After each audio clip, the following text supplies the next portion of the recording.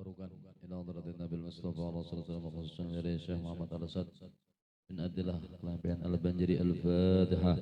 A'udzu billahi minasyaitonir rajim. Bismillahirrahmanirrahim. Alhamdulillahi rabbil alamin arrahmanir rahim maliki yaumiddin. Iyyaka na'budu wa iyyaka nasta'in ihdinas siratal mustaqim siratal ladzina an'amta 'alaihim ghairil maghdubi 'alaihim waladdallin. Amin.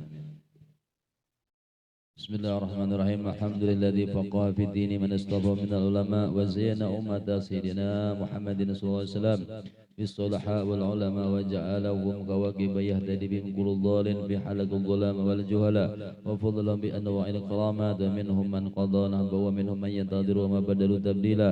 الصلاة والسلام على سيدنا وحبيبنا وشفينا ومولانا محمد سيد المرسلين وخاتم الأنبياء وعلى آله وصحبه السادة الأولياء وعلى التابعين وتابعين لهم بإحسان إلى يوم الجزاء. قال الله تعالى في كتاب العزيز إنما يخشى الله من عباد العلماء. وقال رسول الله صلى الله عليه وسلم اذكروا محاسن موتكم. صدق الله العظيم وصدق Rasul Karim.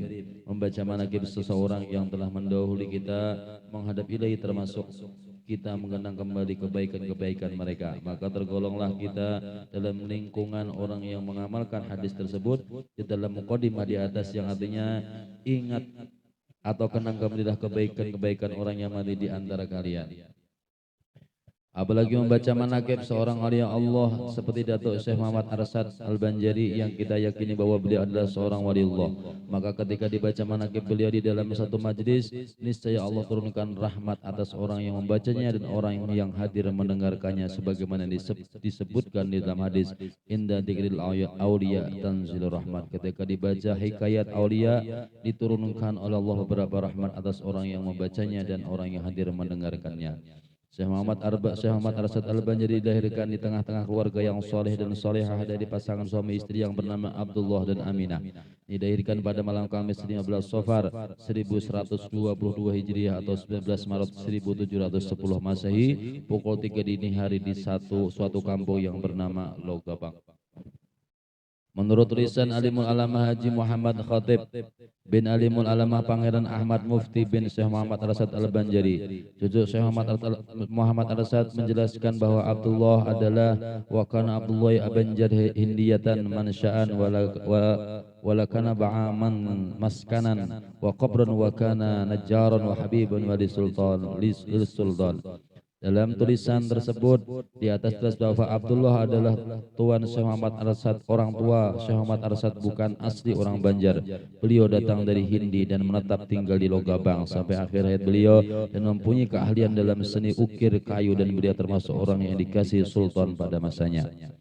Dalam usia belia balita, sifat-sifat Syekh Muhammad Arsyad dan keistimewaannya serta kecerdasannya sudah tampak dan melebihi teman sebayanya, sehingga Sultan pada waktu itu sangat perhatian terhadap beliau dan ingin membawa ke istana untuk tinggal bersama Sultan dan belajar kepada guru-guru agama di keraton dan atau istana.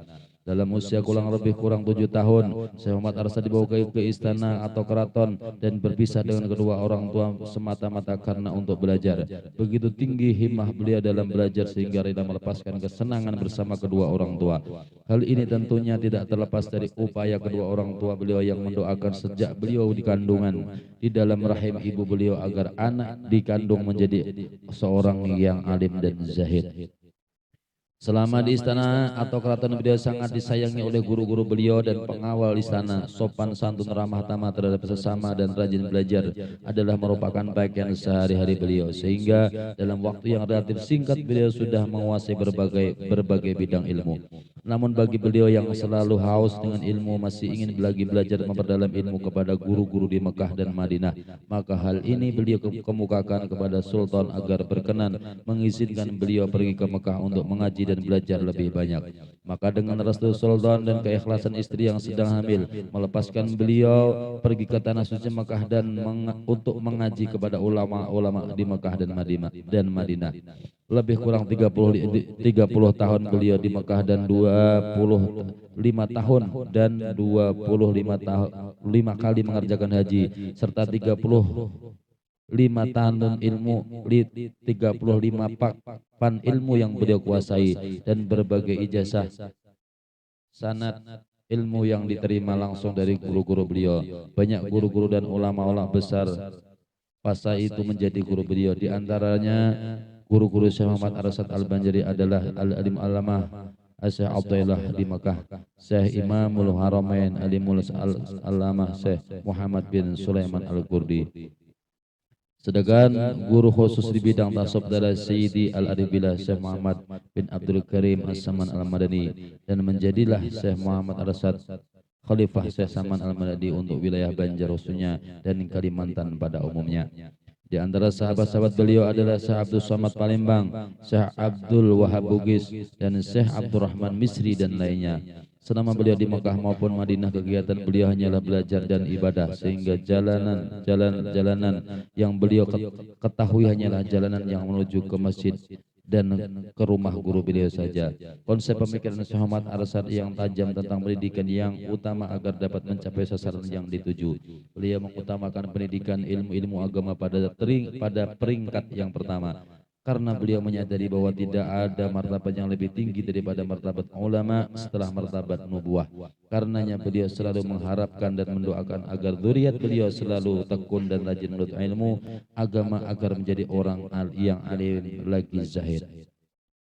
Sepulangnya beliau dari tanah suci Mekah, beliau langsung melaksanakan kegiatan belajar mengajar untuk membina umat, khususnya anak-anak cucu, kerabat, dan dalam menegakkan ajaran Ahlus Sunnah wal Jamaah. Beliau buka perkampungan untuk pelaksanaannya dan beliau pusatkan pendidikan agama di kampung yang beliau bangun, yaitu Kampung Dalam Pagar.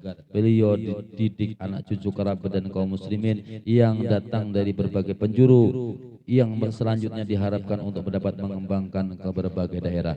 Di samping kegiatan belajar mengajar, beliau juga berupaya meningkatkan taraf hidup masyarakat di bidang pertanian dengan cara membuat irigasi sehingga lahan yang non produktif menjadi lahan yang produktif, dan para pendidik dan anak didik dapat menggarapnya sehingga dapat menjadikan mereka mandiri dan tidak ketergantungan kepada orang lain. Setelah sekian lama kegiatan belajar mengajar terlaksana dan pertanian sudah maju serta penghasilan masyarakat sudah meningkat, maka untuk tersebarnya dakwah Syekh Muhammad Arsyad ke segenap penjuru, maka beliau kirim anak murid dan anak cucu serta kerabat yang sudah alim dan mampu mengemban misi dakwahnya yang telah beliau wariskan ke berbagai daerah dan pelosok seperti Alimul Alama Al-Qadhi Haji Abu Naim bin Syekh Muhammad Arsyad beliau kirim ke negara dan mendapat zuriat di sana. Alimul Alamah Mufti Jamaluddin bin Syekh Muhammad Arsyad setelah kawin di Martapura dikirim ke Marabahan. Kemudian beliau kawin di Marabahan dan melahirkan Alimul Al-Fadil Al-Qadhi Haji Abdus Somad. Kemudian Alimul Alamah Mufti Haji Jamaluddin dikirim lagi ke negara dan kawin negara melahirkan Alimul Fadil Haji Muhammad Tasin. Yang selanjutnya Alimul Fadil Haji Muhammad Tasin dikirim ke Pontianak melahirkan Haji Muhammad Yusuf Saigon, dan Haji Muhammad Yusuf inilah yang membangun pondok pesantren di Pontianak. Alimul Alamah Mufti Haji Ahmad bin Haji Abdul Latif ipar Syekh Muhammad Arsyad, yaitu adik tuan kuat istri Syekh Muhammad Arsyad, dikirim ke Brunei Darussalam. Beliau terkenal dengan sebutan Datuk Ahmad Mufti Banjar, wafat di sana dan dimakamkan dekat kampung air berseberangan dengan istana Nurul Iman Brunei Darussalam. Alimul Alamah Haji Abdul Talha bin Mufti Muhammad As'ad bin Syarifah binti Syekh Muhammad Arsyad dikirim ke Tenggarong, Kalimantan Timur. Alimul Alamah Haji Abu Hamid bin Mufti Muhammad As'ad bin Syarifah binti Syekh Muhammad Arsyad dikirim ke Pontianak. Namun ketika beliau hendak pulang ke Banjar, perahu beliau terdampak di ujung Bandaran Sampit dan mendapat sakit di sana sampai wafat dan dimakamkan di ujung Bandaran Sampit. Alimul Alamah Haji Sa'duddin bin Mufti Muhammad As'ad bin Syarifah binti Muhammad Arsyad dikirim ke Taniran Kandangan. Beliau kawin dan di sana melahirkan beberapa orang dzurriat yang alim-alim pula. Alimul Alamah Mufti Haji Muhammad Arsyad bin Mufti Muhammad As'ad bin Syarifah binti Syekh Muhammad Arsyad terkenal dengan nama Mufti Lamak, menetap di Martapura sebagai mufti. Ketika beliau berkunjung ke Pagatan untuk silaturahim serta berdakwah lalu mendapat sakit dan wafat di Pagatan, Mufti Lamak inilah yang menurunkan Alimul Alamah Haji Abdurrahman Siddiq Mufti Indragiri Sapat Tambilahan Riau. Al-Alim Alamah Haji Ahmad bin Mufti Muhammad As'ad bin Syarifah binti Syekh Muhammad Arsad dikirim ke Belimau Kandangan dan mempunyai zuriat di Belimau. Kesemua anak cucu dan kerabat Syekh Muhammad Arsad yang dikirim tersebut di atas mendapat anak dan zuriat yang alim-alim ditempatkan di tempatnya masing-masing.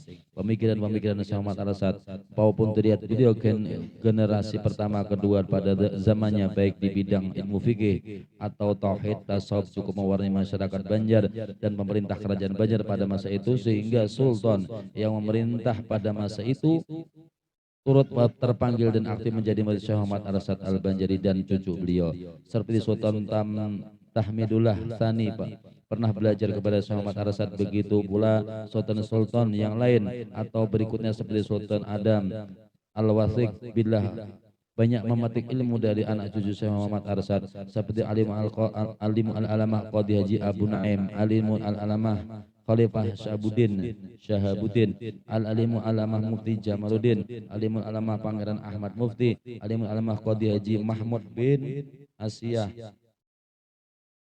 dan Alimul Alamah Mufti Haji Muhammad Arsad Lamak dan serta yang lainnya.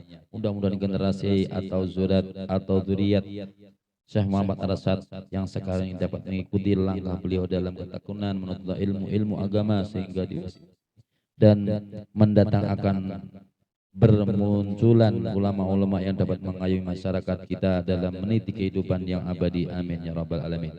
Dan di antara karamat Muhammad Arsad adalah suatu beliau sedang mengikuti pengajian, setelah istirahat beliau bercerita tentang buah-buahan di negeri Banjar, di antaranya buah duren yang sangat disukai oleh orang Banjar, maka timbullah selera keinginan orang yang mendengarkannya untuk mencicipi buah tersebut. Tiba-tiba Syekh Muhammad Arsad mengulurkan tangan beliau ke belakang dan ternyata ada sebiji durian yang masuk di tangan beliau dan harum baunya, lalu disuguhkan buah tersebut kepada guru beliau dan sahabat-sahabatnya yang hadir pada ketika itu. Dan sewaktu sehingga mampir di Betawi Jakarta, beliau sempat membetulkan arah kiblat Masjid Jembatan 5 dengan cara mengacungkan tangan beliau ke arah orang yang di depan beliau. Alangkah terkejutnya jamaah yang ada pada ketika itu karena melihat Ka'bah di celah-celah tangan baju jubah beliau. Maka dirobohkanlah dan ditetapkanlah arah kiblat yang baru. Sewaktu beliau membuat irigasi, maka beliau goreskan tongkat beliau ke tanah yang kemudian goresan tersebut menjadi anak sungai yang dapat mengalirkan air yang selalu terkenang di daerah lahan yang kering, dan dikenallah sungai tersebut dengan nama Sungai Tuan. Menurut riwayat kalau beliau hendak ke Banjarmasin untuk berdakwah terutama kepada ipar-ipar beliau, saudara Tuan Giat istri beliau, maka ipar-ipar beliau melihat beliau terbang datang dari Martapura ke Banjarmasin, sehingga takjublah mereka dan banyak yang masuk Islam dengan beliau. Dengan memperhatikan riwayat tersebut di atas, maka dakwah Syekh Muhammad Arsad tersebut ke segenap penjuru, bukan saja di Kalimantan Selatan, bahkan sampai ke Kalimantan Timur, Kalimantan Tengah, Kalimantan Barat, dan wilayah Kalimantan Utara. Di samping Syekh Muhammad Arsad berdakwah bil lisan, beliau juga berdakwah bil kitab. Banyak beliau menulis kitab, dan diantaranya karya beliau yang tersebar ialah kitab Sabilil Muhtadin yang sampai sekarang masih dibaca dan dikaji orang banyak baik di Kalimantan, Jawa, Sumatera, dan Malaysia. Lebih kurang 41 tahun berkiprah dalam dakwah baik secara lisan, tulisan wal bilhal dalam rangka mencetak anak cucu serta para murid lainnya menjadi alim lagi zaid dengan penuh gairah dan semangat. Akhirnya lesulah jasmani dan lemahlah tenaga, sehingga suasana haru dan cemas pun selalu menyeliputi jiwa anak cucu kerabat karena khawatir akan kehilangan orang tua, ayah, nenek, dan pembimbing mereka dalam kehidupan. Akhirnya kecemasan dan kekhawatiran ditinggalkan, tak dapat dielakkan lagi, karena pada malam Selasa tanggal 6 Syawal 1227 Hijriah, Jadina Maulana Syekh Muhammad Arsad pergi meninggalkan anak cucu kerabat, para murid yang mencintainya menghadap Khalik Rabbul Izzah antara Isya dan Maghrib di rumah beliau di dalam pagar. Inna lillahi wa inna ilaihi raji'un. Awan mendung yang taklah menutup kecerahan daerah kerajaan Banjar, terutama di kampung dalam pagar dan sekitarnya. Kini menumpahlah air dengan derasnya, seiring dengan derayan air mata duka anak cucu dan kerabat serta para murid karena kepergian ayah dan pembimbing merakyat yang tak akan kembali lagi. Hujan pun turun dengan lebatnya sehingga membanjiri sungai-sungai yang memungkinkan dapat melaksanakan wasiat Syekh Muhammad Arsyad untuk dimakamkan di Kelambayan. 2 abad sudah beliau meninggalkan anak cucu dan dzurriyyat, namun harum menerbak nama beliau masih terasa dengan aroma sejuk yang seakan kita berada di zamannya. Allahumma hulla ruhahu fi mal abrar wa taqammad bi rahmati an alali wa nahar bi rahmatika ya rahim ya ghaffar wa jalla ma fi qabri dhi'a wa nur wal fushata wa surur wal bahjata wal hubur innaka malikun rabbun ghafur. Wa sallallahu ala sayyidina Muhammadin wa ala alihi wasallam walhamdulillahi rabbil alamin. Assalamualaikum warahmatullahi wabarakatuh.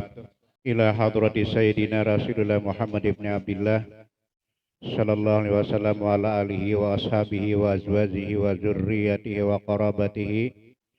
Summa al-fatihah rohil qutbul ulum Abil Hamid Muhammad bin Muhammad Al-Ghazali wa qutbul maqam Syekh Abdul Qadir Al-Jailani wa qutbul aqwan Syekh Muhammad bin Abdul Karim As-Saman Al-Madani wa Maulana Syekh Muhammad Arsyad bin Abdullah Kalampayan Al-Banjari wa Syekhuna Al-Alim Al-Alama wa Sahibul Wilayah wal Qarama Al-Arifillah Muhammad Zaini bin Abdul Ghani wa walidina wa walidihim wa amwatina wa amwati wa muslimin ajmain anallaha yaghfiru lahum wa yarhamhum wa yula darajatihim bil jannah yang tahu nabi asrarihim wa ulumihim fid dunya wal akhirah warzuqna bi mahabbati min ghairi sabika wa la kulli salafuna salahuna al-fatihah. Bismillahirrahmanirrahim. Alhamdulillahirabbil alamin arrahmanirrahim maliki yaumiddin. Iyyaka na'budu wa iyyaka nasta'in ihdinas siratal mustaqim siratal ladzina an'amta 'alaihim ghairil maghdubi 'alaihim waladdallin. Amin. Bismillahirrahmanirrahim. Alhamdulillahilladzi syarafa hadhil ummati bil manaqibil 'aliyah wa man ala ba'dihim wa akhtar minhum bil wilayah. Asyhadu an la ilaha illallah wahdahu la syarikalah wa asyhadu anna sayyidana wa nabiyyana Muhammadan abduhu wa rasuluhu la nabiyya ba'dah. Allahumma salli wa sallim ala sayyidina Muhammad alladzi ma'dani asrai rabbaniyah wa ala alihi wa ashabihi sunnatis saniyah. Qala Allah Ta'ala fi kitabihil karim fahuwa asdaqul qailin. A'udzu billahi minasy syaithanir rajim. Ala inna awliya Allah la khaufun alaihim wa lahum yahzanun alladzina amanu wa kanu yattaqun. Lahumul busyra fil hayatid dunya wal akhirah la tabdila li kalimatil zalikal fawzul azim. Wa qala Rasulullah sallallahu alaihi wasallam in aradtum aisha syuhada wa mauta syuhada fa adimu qiraatal Qur'an wa inda zikri awliya Allah tanzilur rahmat. Sadaqallahul azim wa sadaqa Rasulul Habibul Karim wa nahnu ala zalika minasyahidin wa syakirin. Amma ba'du.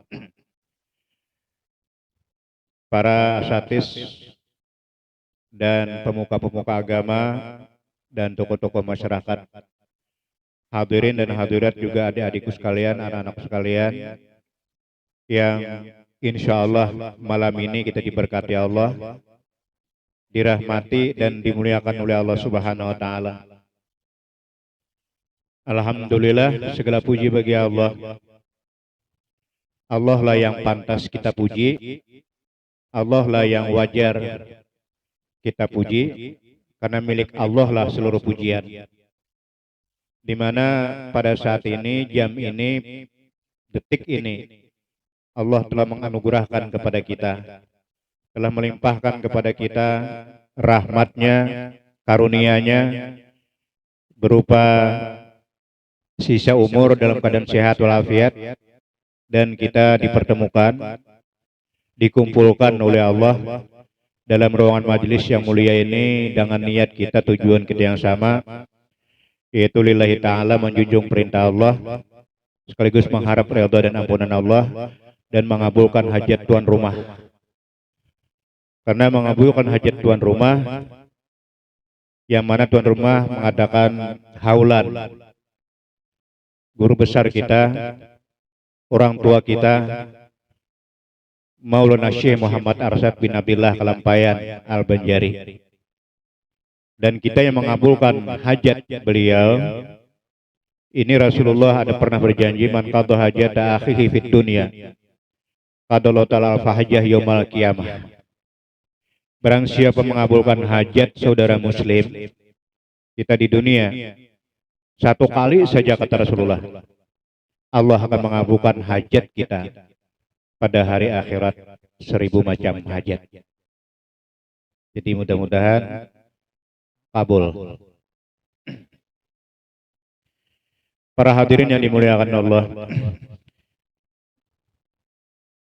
manakib adalah perjalanan singkat. Perjalanan singkat, sejarah singkat, riwayat singkat.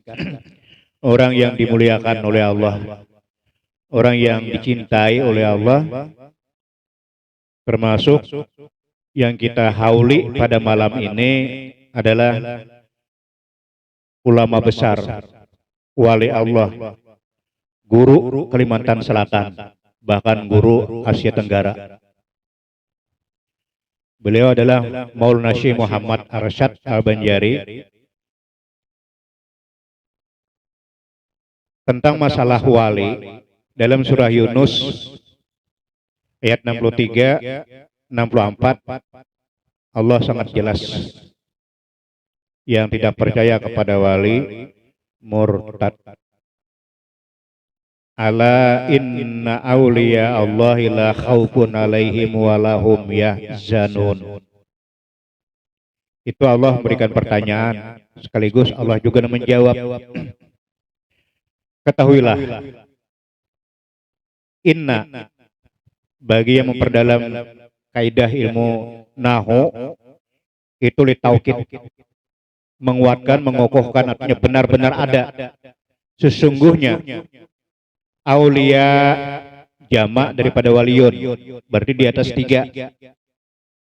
Di atas 3 sampai 100, 1000 tanpa batas. Yang namanya wali, bahasa kita tuh wakil. Wakil biasanya kalau dengan pimpinan itu rapat, akrab, semua rahasia pimpinan akan dibuka kepada wakil. Ini bukan wakil bupati, bukan wakil camat, tetapi sandarannya kepada Zat yang Maha Suci, wali Allah. Jadi rahasia-rahasia Allah itu dibuka, dilanglak selebar-lebarnya kepada wakil yang sangat dipercayai dan sangat dicintai. Inna auliya Allah, sesungguhnya wali Allah. Di situ ada 2 ciri yang paling prinsipil Allah menyebutkan. Yang pertama, bahwa wali Allah itu la khaufun. Orang wali tidak pernah takut terhadap siapapun, dengan apapun yang namanya makhluk, terhadap pimpinan, atasan, polisi, bahkan sampai-sampai makhluk halus pun orang wali tidak pernah takut. Illallah, kecuali kepada Allah. Disinilah ketinggian iman yang dibuktikan dengan pengabdian, ketakwaan akan menimbulkan keberanian menghadapi tantangan, menghadapi hidup, menghadapi cobaan. Karena keyakinan, keimanan para orang wali itu sampai kepada hakul yakin. Sehingga di dalam dadanya para wali tidak pernah takut. Ya memang dalam ajaran Islam kita diajarkan saling sayang menyayangi, saling cinta mencintai, irhamu yurhamu. Sayangilah orang lain bila ingin disayangi. Sayangilah makhluk Allah bila ingin disayangi. Jadi karena bertanam rasa kasih sayang dalam hatinya benaknya orang wali, sehingga tidak pernah membuat masalah. Tidak pernah membuat masalah, jadi buat apa takut? Ini ciri pertama. Kita kadang-kadang bersedekah, malas. Kenapa? Takutan miskin. takutan lapar, takut kalau anak ada belanja. Orang yang sudah disebut wali tidak ada lagi rasa takut, berjuang, berkorban. Itu yang pertama. Yang kedua, walahum yahzanun. Orang wali tidak pernah sedih. Orang wali tidak pernah duka, tidak pernah sinis, tidak pernah mengeluh, tidak pernah ta'akai, ta'arit, karena mereka sadar hidup adalah perjuangan. Hidup adalah perjuangan, dan perjuangan itu adalah ujian. Kalau ingin mencapai kemurnian jiwa, kita harus siap-siap berhadapan dengan tantangan, berhadapan dengan ujian. Semakin tinggi nilai kemuliaan diri kita, semakin berat tantangan hidup. Semakin jauh perjalanan hidup kita, semakin nampak sulitnya yang kita tempuh. Jadi itu keyakinan orang wali. Semakin kita mulia, semakin banyak tantangan. Jadi di balik sebuah tantangan, di balik sebuah musibah, itu segudang hikmah. Jadi orang wali tidak pernah sedih. Dicoba, diuji, bahkan digergaji, diancam, diintimidasi, ingin dibunuh, mereka tidak pernah sedih. Itu dua ciri mudah benar disebut, tapi berat diamalkan. Jauh lebih berat daripada menyandang sebuah gunung. Tidak pernah takut, tidak pernah sedih. Nambah baras kadang-kadang, nambah duit kadang-kadang, kadang miris ke atap. Apapun musibah, tidak pernah takut, tidak pernah gentar, dan tidak pernah sedih. Itu dua ciri. Dua ciri karena mereka punya modal. Alladzina amanu wa kanu yattaqun. Modal pertamanya mereka beriman. Mereka yakin bahwa dia punya Allah, yakin bahwa dia punya Tuhan, yakin bahwa Allah sangat mencintai kepada orang yang takwa. Keyakinan mereka inilah dibuktikan dengan tatakun, dibuktikan dengan ketakwaan. Jadi iman dan takwa ini selamanya tidak akan berpisah, karena wawunya di situ adalah waw ma'iyah. Yang namanya ma'iyah bukan waw atap lah. Jadi selalu berdampingan. Alladzina amanu wa kanu yattaqun. Bila tiada ada di Quran kalimat amanu, pasti ada tatak. Amanu wa amilus sholihat. Amanu wa amilus sholihat. Wawnya bergandeng terus. Orang yang beriman kemudian diberikan bukti dengan ketakwaan, penyerahan. Lalu Allah beri kabar gembira. Lahumul busyra fil hayatid dunya wal akhirah. Hati-hati kalau orang sudah bergelar wali, kalau menandahkan tangan, Allah malu kada mengabulkan. Ini wali, wakil kepercayaan dan dicintai Allah. Mereka diberikan kegembiraan, diberikan sebuah hiburan oleh Allah yang tidak bisa dirasakan oleh orang awam, yang jauh bisa dekat, yang sedikit bisa banyak. Apapun yang diminta oleh wali, Allah kabulkan. Ini cerita Al-Quran. Nah sekarang kita mengundang sebentarlah guru kita Syekh Al-Alim Al-Alamah Maulana Syekh Muhammad Arsyad bin Abdillah Kalampayan Al-Banjari yang disebut dengan gelar Datuk Kalampayan. Kalau berbicara tentang Syekh Muhammad Arsyad Al-Banjari, ini identik, ada kolerasinya, dan tidak bisa dipisah dengan kerajaan-kerajaan Banjar. Sebelum beliau dilahirkan, Islam itu sudah ada. Islam itu sudah datang, yang dibawa oleh seorang Habib dari Hadral Maut, cuma belum sempurna Islamnya. Mayoritas pada waktu itu, pada sebelum beliau lahir, kerajaan-kerajaan Banjar itu beragama Hindu. Jadi mulai kerajaan 1, 2, 3 sampai Pangeran Suryanata yang kawin dengan Putri Junjung Buih, dan beliau pada waktu itu Hindu, beragama Hindu.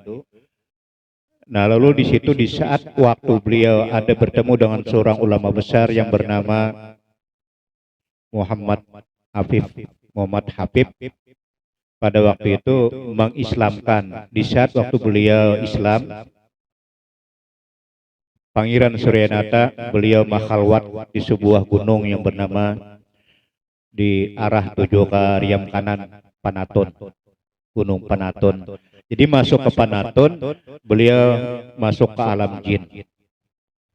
Pangeran Suryanata masuk ke alam jin, beliau dimensi dua alam, alam jin dan alam manusia.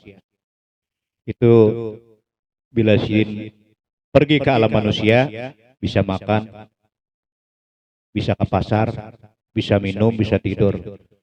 Bila jin masuk ke alam jin, menyesuaikan bagaimana dunia jin. Itu Pangeran Suryanata di kerajaan yang keempat, kerajaan Banjar. Jadi banyak bini, 4, di antaranya adalah Datu Saruntai, Putri Junjung Buih. Lalu disitulah mulainya Islam pertama beliau. Satu-satunya raja Banjar yang berislam pada waktu itu adalah Pangeran Suryanata. Terus ke bawah sampai kepada yang raja yang ke-12. Raja yang ke-12 yaitu Pangeran Suryansah. Pangeran Suryansah itu waktu beliau Islam, Sidin kalau mau khutbah itu, kalau Pangeran Suryansah kalau mau khutbah, Sidin tongkatnya tuh keres. Keres Sidin tengah 2 meter. Tongkat mau khutbah.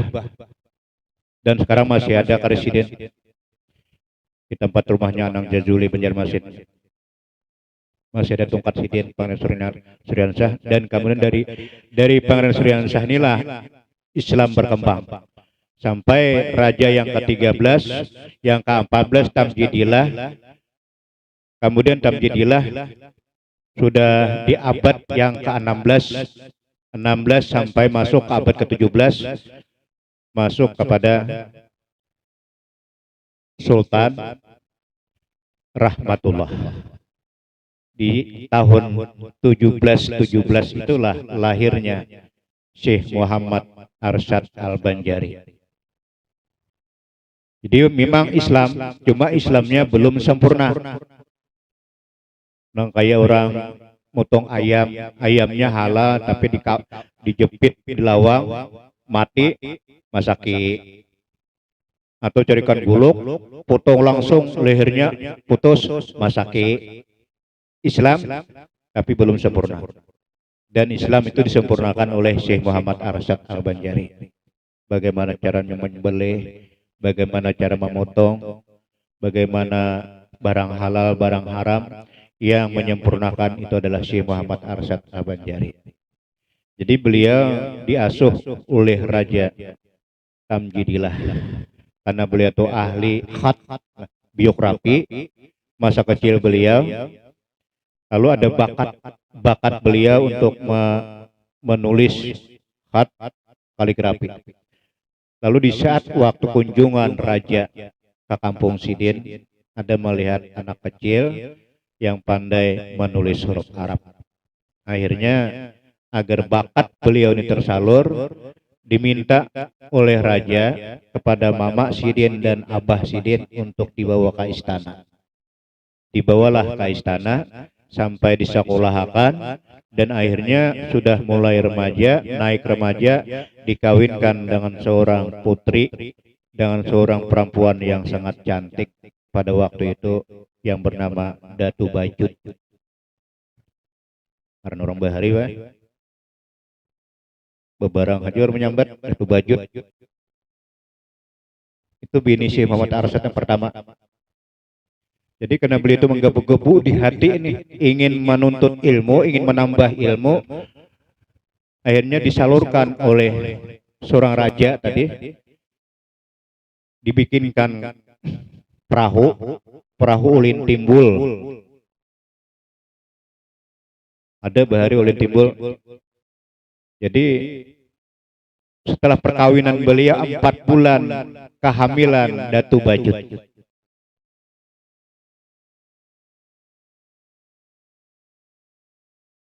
Itu pada usia bini Sidin mengandung 4 bulan. Padahal bagaimana sedihnya perpisahan orang yang masih berbulan madu. Berbulan madu bini Sidin ditinggalkan selama 35 tahun pada bobo pulikan. Jadi anak yang 4 bulan berumur Tian 4 bulan tadi sudah dewasa, bahkan dikawinkan, punya anak 1. Baru bertemu dan beliau. Nah, di waktu di Makkah inilah beliau mengawinkan putri beliau yang ditinggalkan 4 bulan dalam rahim, karena memang sahlah wali mujbir untuk menikahkan anaknya tanpa dihadapi anak. Yang menyaksikan pernikahan pada waktu itu yang dinikahkan sini dengan Abdul Wahab Bugis. Dinikahkan sini dengan Abdul Wahab Bugis, yang jadi saksi pada waktu pernikahan itu adalah Syekh Muhammad Seman Al-Madani dan Syekh Sulaiman Kurdi, ulama besar waliullah saksinya. Jadi kenapa Syekh Muhammad Seman Al-Madani sampai mau menyaksikan pernikahan putrinya Syekh Muhammad Arsyad Al-Banjari? Karena beliau diberikan kasyaf juga oleh Allah. Padahal beliau tahu bahwa di Banjarmasin juga sedang melaksanakan pernikahan putri Sidin yang bernama Syarifah. Jadi Syarifah itulah putri dari Datu Bajut. Setelah beliau pulang, karena sudah 35 tahun, di saat 35 tahun itu beliau masih hanya nak menambah ke Mesir lagi. Lalu jumpa guruan Sidin, kalian sudah cukup. Ini 4 serangkaian. 4 serangkai. Syekh Muhammad Arsyad Al-Banjari, Syekh Abdul Samad Al-Palimbani, kemudian Syekh Abdurrahman Al-Jawi, dan Abdul Wahab Bugis. 4 serangkai. Bila Saikong ke Madinah, ke Madinahan bertahan. Bila Saikong ke Mesir bertahan. Jadi pada waktu itu ujar perguruan Sidin, kalian sudah cukup. Ilmu dibekali oleh Allah, dan sebarkanlah ilmu itu, manfaatkanlah ilmu itu dan pulang ke kampung masing-masing. Akhirnya pulanglah 4 serangkaian sampai di Jakarta. Beliau istirahat di rumah Abdurrahman Al-Jawi Jakarta. Pada waktu itu sampai sekarang masih terkenal Jakarta di Kampung Gadang lah. Itu ada masjid. Masjid itu di muka pintu masjid itu bertulisan, masjid ini dibetulkan oleh seorang syekh guru besar Banjarmasin Muhammad Arsyad Al-Banjari. Ada bertulisan di Jakarta. Karena waktu itu ada perselisihan masalah kiblat. Masalah kiblat, panitia sudah pakai kompas, pakai alat untuk menentukan kiblat masjid ini. Datang Syekh Muhammad Arsyad Al-Banjari, kata beliau kiblatnya tak salah. Lalu akhirnya berdebatlah antara panitia dengan Syekh Muhammad Arsyad Al-Banjari. Di saat waktu sedang asik-asiknya debat, lalu Syekh Muhammad Arsyad Al-Banjari mengangkat tangan. Mengangkat tangan ini sini kiblatnya.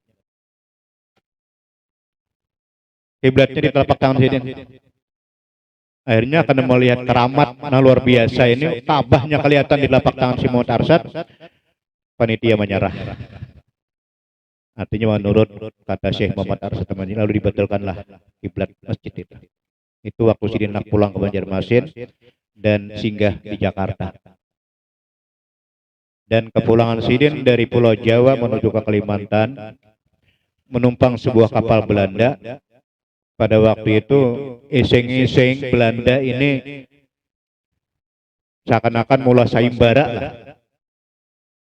Jadi kata ubuan kro kapal, Tuan, menurut Tuan kedalaman air ini kira-kira berapa meter? Jadi tertahan sebentar, Syekh Muhammad Arsyad Al-Banjari tertekun sebentar, memandang ke air, kemudian dengan izin Allah, dengan kekuasaan Allah, beliau sebut kedalaman laut sekian ratus meter. untuk membuktikan kebenaran ucapan Syekh Muhammad Arsyad Al-Banjari. Lalu orang kapal tadi mencari alat pengukur. Alat pengukur, diukurlah kedalaman kapal dari dasar kapal sampai ke dasar laut. Ternyata tidak ada selisih 1 meter 1 senti pun yang disebutkan oleh Syekh Muhammad Arsyad Al-Banjari. Lalu orang Belanda ini kagum bahwa Tuhan ini orang besar. Dan disitulah peristiwanya terdapatnya gambar Syekh Muhammad Arsyad Al-Banjari dapatnya di Belanda. Jadi ada kita lihat sekarang tuh foto-foto beliau itu dapatnya di Belanda. Dan pada zaman sekarang kerada HP, kerada handicap. Jadi orang Belanda lah waktu itu mah untuk beliau. Sebelum Sin pulang, antara si Datu Sanggul dengan si Muhammad Arsyad ini sudah kenal. Karena Datu Sanggul itu tiap minggu, tiap Jumat ke Makkah.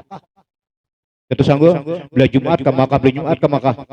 Akhirnya pertemuan tiap Jumat dengan Datu Sanggul pada waktu itu dengan si Muhammad Arsyad. Lalu kenang-kenangan si Datu Sanggul lawan si Muhammad Arsyad diberikan sebuah kitab yang bernama Kitab Perincong.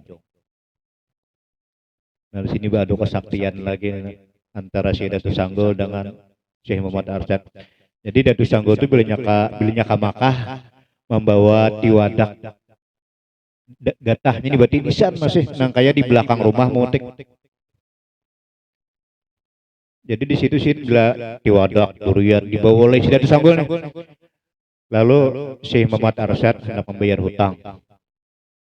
Ujar Syekh Muhammad Arsyad, wahai Abdus Samad, karena dengan Datu Sanggul itu Abdus Samad. Di rantau itu ditatakan itu ada di hadapan rumah anu samping jambatan pohon manggis. Pohon manggis di dahan kedua hapat 6. Dia bilangkan sidin juga. Manggis deh, nasid manggisnya. Kosong. Itulah lahumul busra fil hayatid dunya. Mereka diberikan kabar gembira apapun yang jauh bisa parah, nah sedikit bisa banyak, hendak naik ke langit sekarang, hendak ke bawah bumi paling bawah, mereka siap dilayani Allah. Apalagi manggis itu. Jadi di saat itu diberikan kitab perincong oleh Syekh Abdul Samad, disuruh belah 2. Akhirnya Datu Sanggul juga membuka taji. Membuka taji maksudnya membuka keahlian. Iya Datu Sanggul. Kita berincong, kita bagi 2, balah pian. Lalu dibalah oleh Syekh Muhammad Arsyad Al-Banjari dengan keris, dengan lading, dengan silit. Kada mau belah kitab ini. Kada mempan. Jadi ditarik oleh Datu Sanggul, sini balanya. Digurisidin lan koko aja, plak. Belah 2. Jadi perjanjian antara keduanya. Apabila 2 suku buku ini, 2 suku kitab ini bertemu, pian sebelah, ulun sebelah. Bila 2 kitab ini bertemu, ada di antara salah satu keduanya yang memandikan mayat. Bila pian mati, ulun memandi. Bila ulun mati, pian memandi. Karena kau disetuakan. Akhirnya betul. Kepulangan Syekh Muhammad Arsyad Al-Banjari pada waktu itu memandikan Datu Sanggul. Karena kau ditemukan kitabnya. Nah jadi pada waktu itu takajudlah Syekh Muhammad Arsyad Al-Banjari melihat anak dihamilkan 4 bulan dahulu sudah punya anak dan punya laki. Laki beliau adalah Utsman. Cuma karena ini ujian bagi Syekh Muhammad Arsyad Al-Banjari, menguji ilmu sidin, menguji ilmu beliau. Apakah keputusan hukum terhadap kejadian anak ini sudah dikawinakan di Makkah dengan saksi Muhammad Saman Al-Madani dan Syekh Sulaiman Kurdi. Kemudian di Banjarmasin sudah dikawinakan lawan Syekh Utsman. punya anak satu perempuan namanya Syarifah. Syarifah itu nama anak Sidin. Lalu antar perkawinan Syarifah dengan Utsman melahirkan seorang putra yang bernama As'ad. Jadi dari perkawinan As'ad inilah timbulnya Dato Taniran, Dato Ahmad Belimau, Dato Arsad Lamak Pagatan, Dato Abu Talha di Tanggarung, kemudian Dato Nang di ujung Bandaran. Empat ini dari anak As'ad, anak Syarifah, anak Syekh Muhammad Arsad Al-Banjari. Lalu perkawinan yang kedua, Syekh Muhammad Arsad Al-Banjari melahirkan putri juga sama pada putri yang bernama Fatimah. Disitulah lahirnya para ulama sampai kepada guru kita sakumpul. Nah, jadi mudah-mudahan pertemuan kita malam ini untuk mengabulkan hajat dari tuan rumah. Semoga Allah Subhanahu wa taala akan melimpahkan barakah dari para wali-wali Allah dan khususnya kepada guru kita Syekh Maulana Syekh Muhammad Arsad Al-Banjari dan kepada zuriat keturunan Sidin, menyebar keturunan Syekh Muhammad Arsad sampai di Malaysia, sampai di Brunei, bahkan sampai di Thailand, menyebar titisan darah beliau. Dengan berkat titisan darah beliau, kita sekarang mendapat rahmat dari Allah, mendapat kemuliaan dari Allah, mendapat rezeki, mendapat ketenangan, kebahagiaan. Semoga dosa-dosa kita zahir batin dan dosa kedua ibu bapak kita zahir batin dan dosa-dosa guru-guru kita, ustadz-ustadz kita, muallim-muallim kita diampuni oleh Allah Subhanahu wa taala. Adanallahu wa iyyakum ajmain wal afu minkum. Assalamualaikum warahmatullahi wabarakatuh.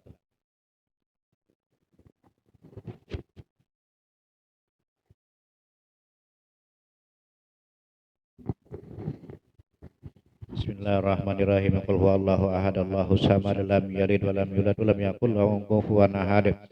Bismillahirrahmanirrahim. Qul huwallahu ahad, Allahu samad, lam yalid wa lam yulad wa lam yakul lahu kufuwan ahad.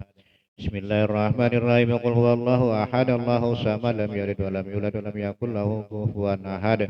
La ilaha illallah wallahu akbar.